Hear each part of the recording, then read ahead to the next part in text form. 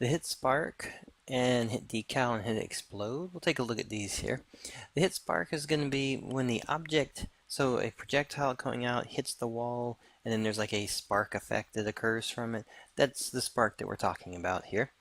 You can, if you enable it and you don't have anything by default, there'll be a default object that gets placed in.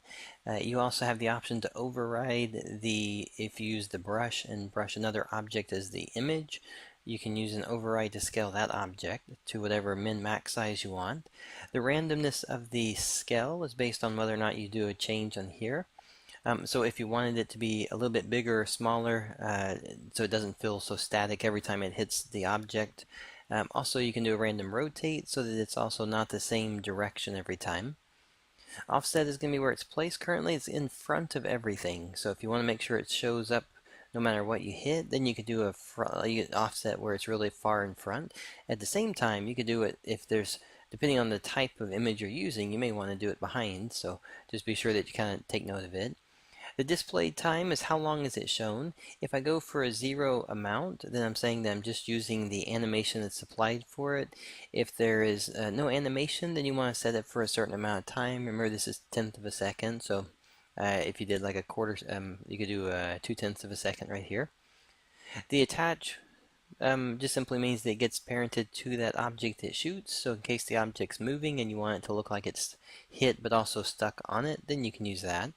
The hit decal primary. Decal meaning that when the object hits another one, for instance like a bullet hole hits and you leave the bullet hole mark inside of it, so that's going to be the decal that gets left.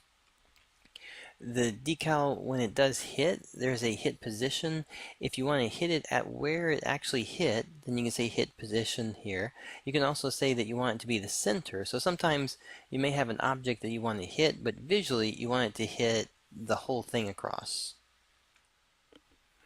We can do a rescale hit when it actually hits to the other object. So for instance, if you had the center of object, but you want to make sure that if it was a bigger object, the hit was still the same as a small one, then you can rescale it. It'll just automatically scale up or down to that size.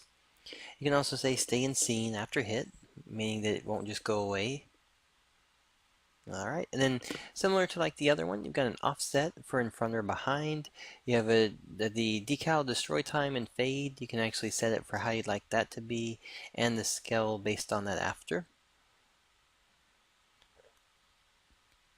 The last one we'll look at is going to be the hit explode. So hit explode, this is just going to say the animation. So it hits with a spark, it creates a decal, and then there's an explosion afterwards. If there is an explosion, you can use it. The explosion on this type is just going to say what is the impact. Is it radial, direct, or none?